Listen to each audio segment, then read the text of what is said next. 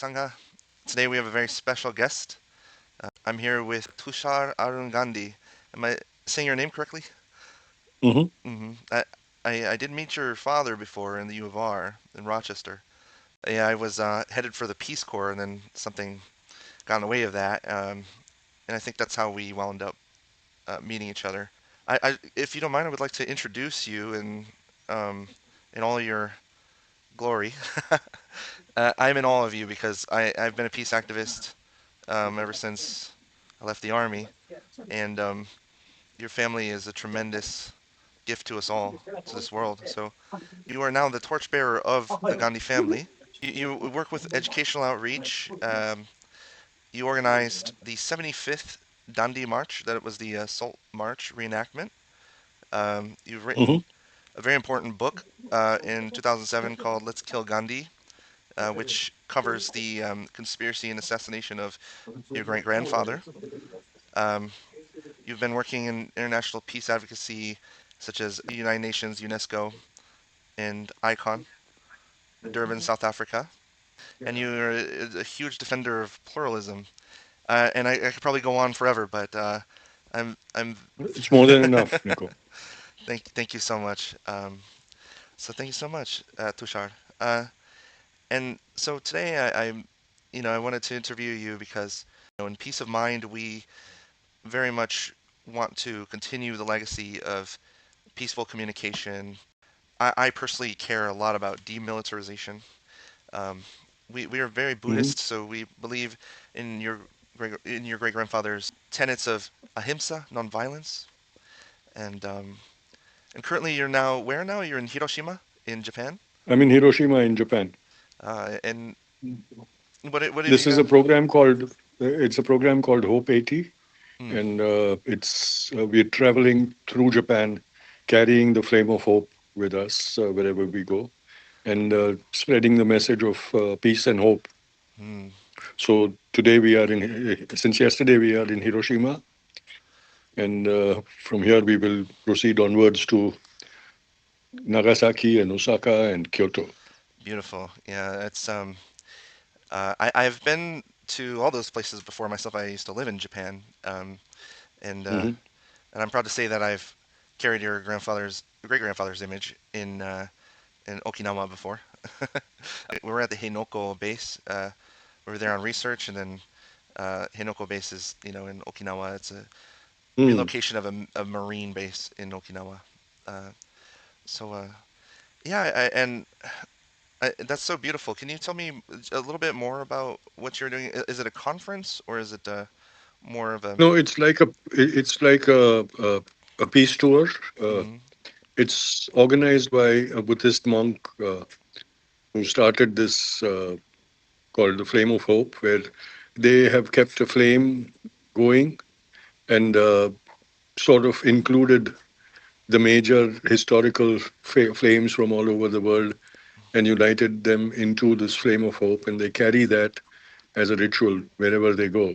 oh, And so this idea of world peace has emerged from that Flame of Hope initiative. And so this time, when we celebrate the 80th year of the cessation of the Second World War, they are commemorating it as Hope 80. wow. Oh, let's see. So this year it is Hope 80.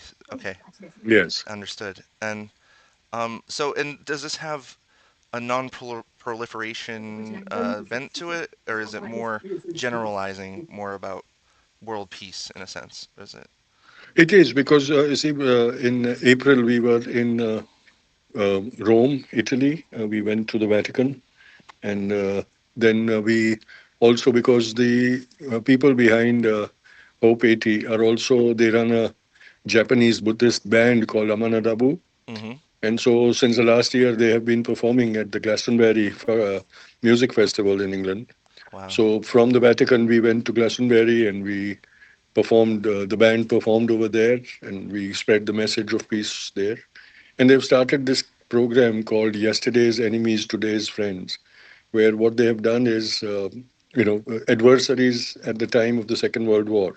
Mm. They've traced their descendants. And in Rome and England, I was paired with Churchill's great-granddaughter. And then there was a the granddaughter of the Nazi camp commandant who was featured in Schindler's List. Right. Yeah. And there is a Holocaust survivor from Israel. So they Mm. paired those two, and they paired the grandson, great grandson of the Japanese wartime Prime Minister Tojo Ah. with the American President Truman. Wow. And so they this time we are all traveling together. Unfortunately, because of health reasons, Churchill's great granddaughter couldn't make it. So I don't have a partner this time, but Mm. otherwise, Tojo's great grandson and Truman's grandson are together here in Hiroshima. So today we went to the Peace Memorial at Hiroshima, and they laid a wreath over there. Wow. And the Holocaust survivor and the Nazi commandant's granddaughter are also together. Wow. That is huge. It's very symbolic. And what a place also in Hiroshima to meet. And I also introduced you as the torchbearer of the Gandhi legacy, but it sounds more like that is pretty much on the nose for this event. Would you agree? I mean, symbolically, it sounds like Well, like I wouldn't call myself the torchbearer, but mm, yes, I am in the public eye. I am in the mm, public eye. yeah. And actually, can we talk about that for a bit? Like about what it means to be in the Gandhi legacy for you? For me, it is also, although it's a great privilege, it is also a big responsibility, which I need to obey and Mm, perform. And so, I, in my personal life, I don't too much bother about being a descendant, but I've realized that it means a lot to people, and for their sake, I must perform my responsibilities also. So I treat it mm, as a responsibility and as a privilege. right. And I feel that because I often like I have so I'm a school teacher and I as a teacher sometimes I feel like I don't want to do this or I don't want to act a certain way, Hmm. but then it's like, well, that's what's expected of me, so I can in a small way I can kind of relate, but but as a peace maker and it's like I have so many questions of you, like um, like for one is like how your great grandfather embodied the principle of ahimsa, nonviolence, and how that meant something deeply to him. Because I've participated in a lot of demonstrations and things like that. But what I find is that, and I don't know if you would agree, but I mean, I'm sure you do, but like the efficacy of nonviolence is far more, it bears more fruit than violent action, right? Or like political action. Basically, kind of what I want to ask is, in a sense, like, how do we sort of impart that to people? Because like I find that pretty difficult as somebody like in peace of mind and somebody that gets involved in my community and my sangha.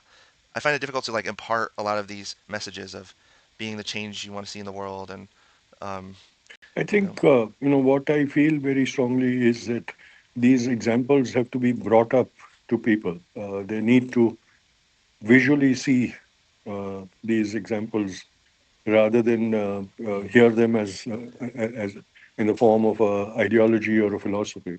right, And so, I'll give you an example of today. When we laid a wreath at the memorial to the victims of Hiroshima, mm, that wreath was laid by the grandson of Truman and the great grandson of Tojo. And that symbolism showed how even something in their time which felt as if it was impossible, you couldn't mm, have thought of a Tojo and a Truman in a single frame kind of thing, actually happening, and both show expressing their will to reconcile with the past.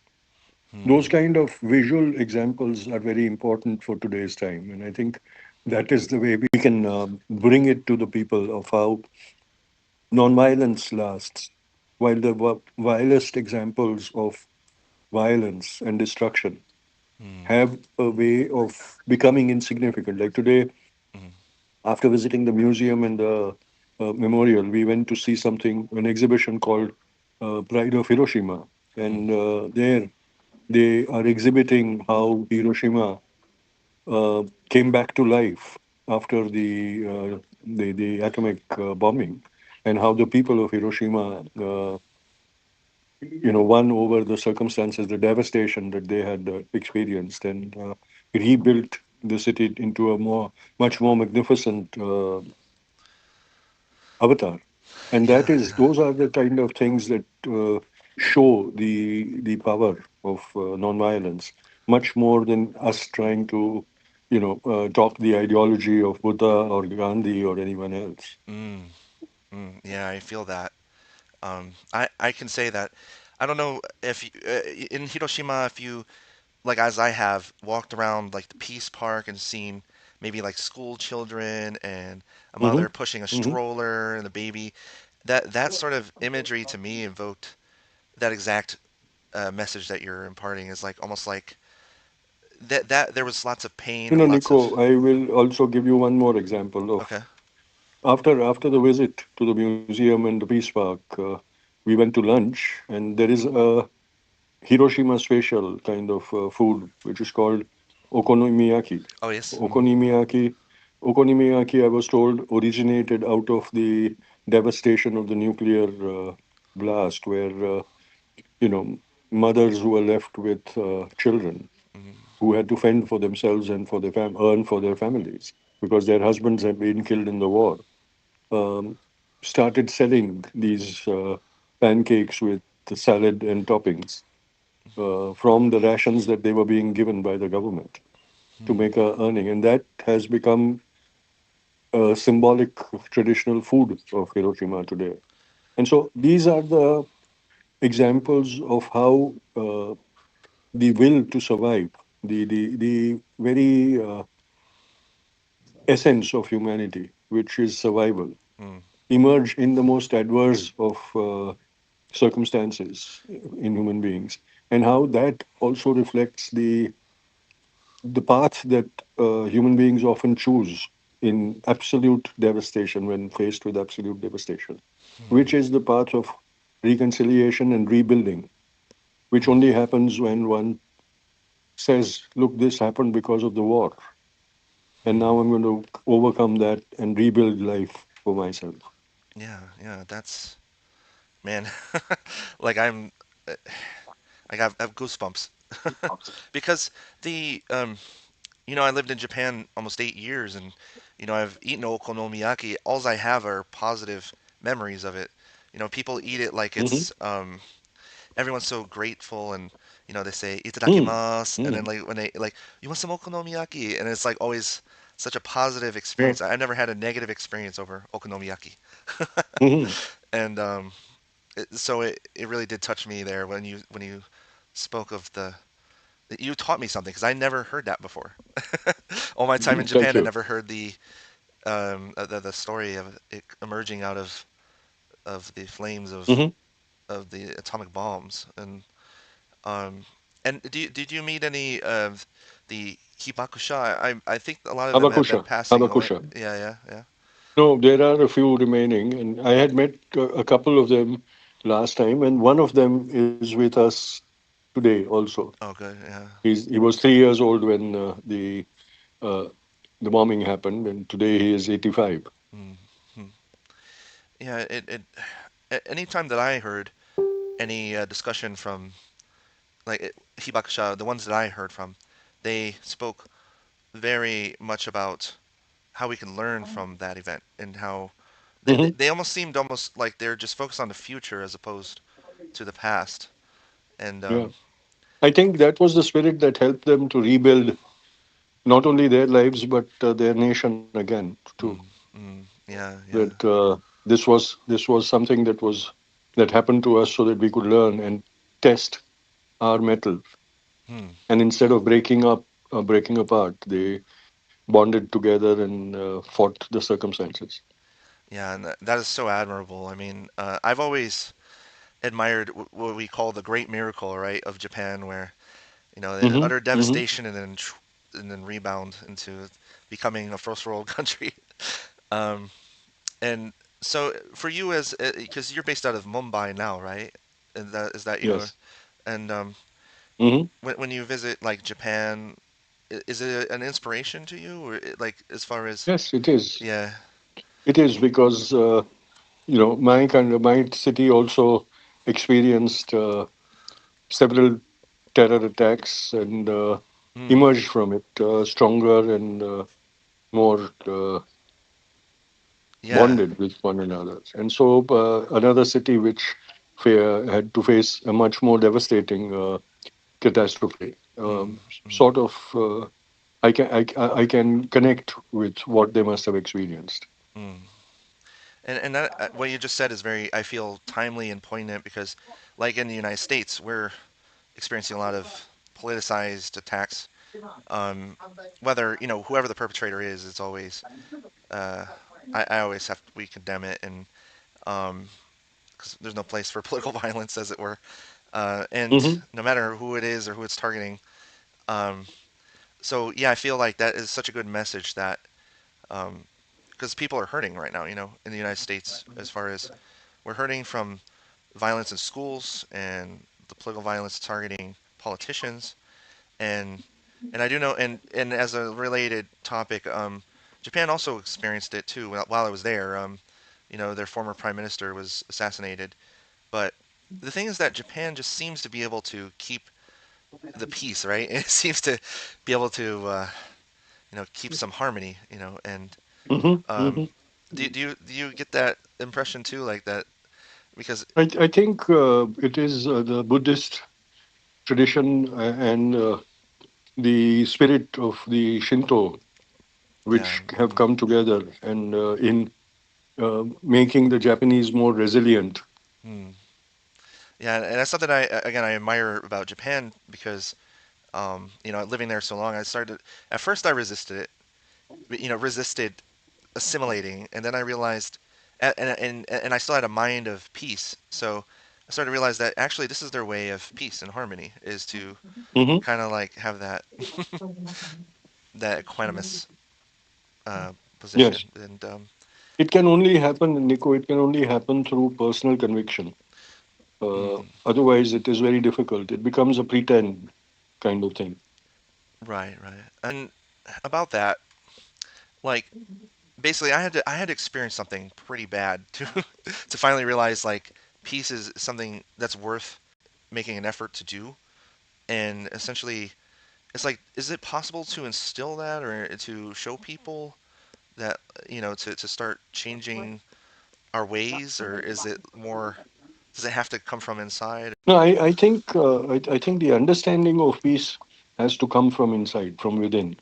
Mm, But the action of peace comes from the ability to remain calm in the midst of a conflict. Many a mm, times we get swept away by the conflict and don't realize that we need to be the soothing effect, calming people down with our own calmness. And yeah, only yeah, that works. If you get excited or you get emotional mm, in a conflict, then you cannot become the example of a level-headed, calm approach. And so that calmness comes through the real, if in a Buddhist terms, you can say enlightenment, but mm, enlightenment is too strong a word. Not all of us can achieve that plane. But yeah, what one can achieve is a mental equilibrium that helps us keep calm, not get excited, and yeah. It's like, work for peace in a non-personalized manner. mm, yeah, that's huge. Like taking the ego out of it, right? Like kind of not, Yes, yeah, yes. um, Taking the notion that I will make peace. It's many a times that notion of I will make peace, which comes with an ego that harms the objective more than makes it possible. right. Yeah, and I can see that too. I've lived it myself. And oh, everything you're saying, it reminds me of this principle that uh, Mahatma Gandhi, your great grandfather, had said. It was, I don't know if I'm pronouncing it correctly, but satyagraha, meaning Hmm. truth force or emphasizing Yeah.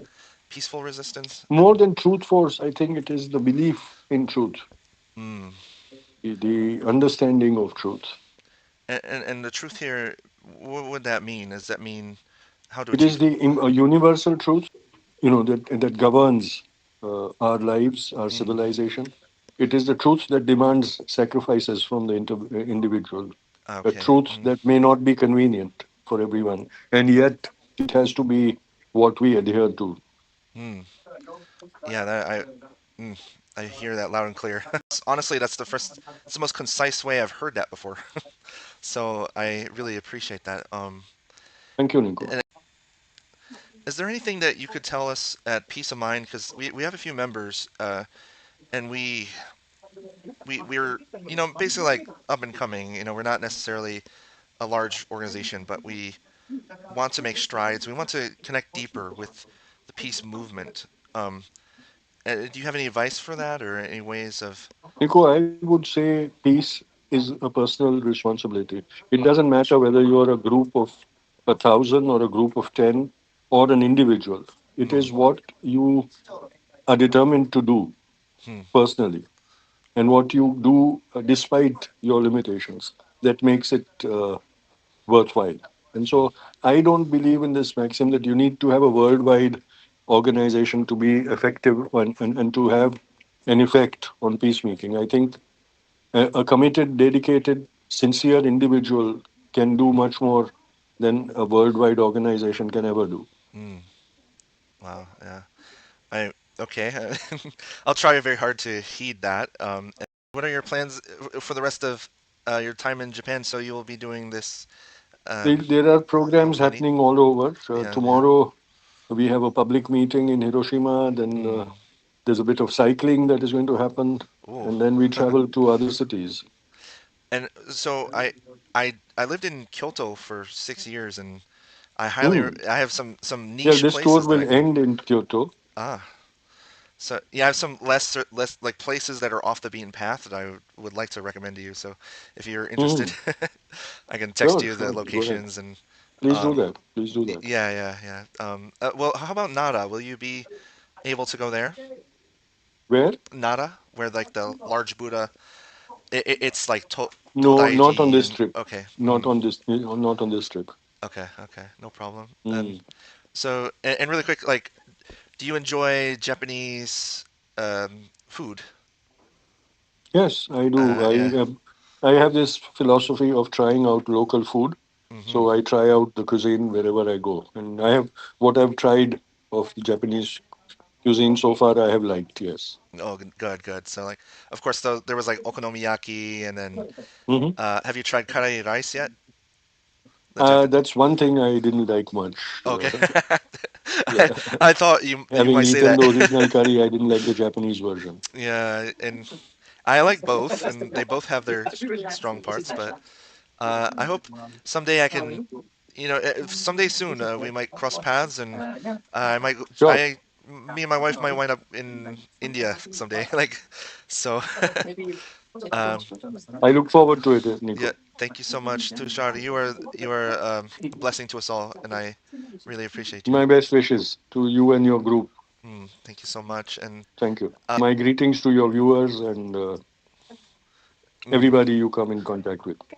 thank you so Thank you. much. And we have a saying at the end of the show. We say, "If you made it this far, sadu sadu sadu to you."